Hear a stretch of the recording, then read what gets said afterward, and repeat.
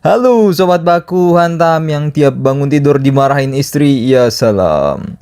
Pada 31 Maret 2020, Komando Pasukan Katak atau Kopaska ini memperingati hari jadi mereka yang ke-58. Pasukan elit yang disebut-sebut memiliki kemampuan setara dengan pasukan khusus Amerika Serikat, Navy SEAL ini dibentuk pada 31 Maret 1962 oleh Presiden Soekarno untuk mendukung kampanye militer Operasi Trikora di Irian Barat. Operasi Trikora ini adalah konflik 2 tahun yang dilancarkan Indonesia untuk menggabungkan wilayah Irian Barat. Nah, pasti seperti kebanyakan orang awam masih belum mengetahui bagaimana caranya menjadi pasukan elit Kopaska ini.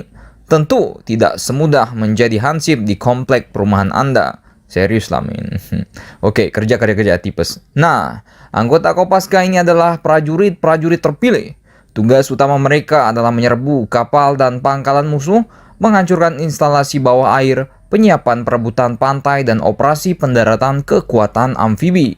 Calon Kopaska atau siswa pendidikan Komando Pasukan Katak harus melalui berbagai tahapan tes, seperti tes ketahanan air, psikotes khusus, tes kesehatan khusus bawah air, dan berbagai tes jasmani lainnya. Seperti dilansir dari IDN Times Jateng, proses pendidikan Kopaska ini dilakukan selama 10 bulan. Adapun syarat-syarat perekrutannya adalah yang pertama merupakan anggota TNI Angkatan Laut. Yang kedua, berdinas minimum 2 tahun di KRI atau kapal perang, kemudian Lanal atau Lantamal, Mabesal, Kolin Lamil atau Armada Republik Indonesia. Yang ketiga, lulus kesamaptaan atau kemampuan jasmani. Yang keempat, lulus tes ketahanan air. Yang kelima, lulus psikotes khusus. Yang keenam, lulus kesehatan khusus bawah air. Dan secara sadar mengikuti tes dan pendidikan tanpa paksaan siapapun. Wah, lumayan banyak juga nih seleksinya. Admin mungkin baru ikut psikotesnya aja udah gugur nih. Iya, salam. Nah, setelah digodok dalam pelatihan yang sangat menempa fisik dan mental, Kopaska selain kuat juga harus pintar, bosku. Tak hanya kemampuan fisik, Kopaska juga memiliki kemampuan berpikir di atas rata-rata. Misi sabotase, ada misi kamikaze, pembebasan sandera, dan masih banyak lagi yang harus mampu dilakukan oleh tim elit ini. Mereka dilatih untuk bertempur. Baik itu dengan senjata maupun dengan tangan kosong. Kalau kalian bisa apa, bos? Membunuh tanpa menyentuh? Iya, salam.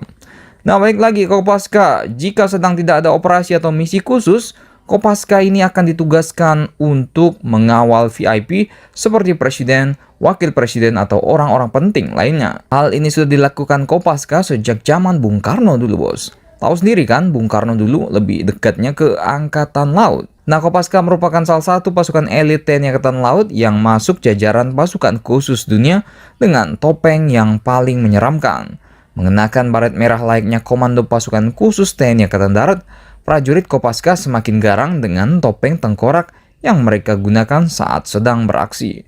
Tampilan ini seperti topeng dan penutup kepala yang sangat menyeramkan, biasanya digunakan untuk memberikan efek psikologis terhadap lawan. Jadi pas nyergap ya kan, cor, hantu-hantu ya kan. Ya gimana mau narik AK-47 terorisnya kan, pasti pada ketakutan. Iya, salam. Bagaimana menurut kalian? Adakah keinginan kalian untuk menjadi TNI Angkatan Laut kemudian mengikuti seleksi Kopaska? Silakan baku hantam kalian di pasar ikan di Laut Cina Selatan.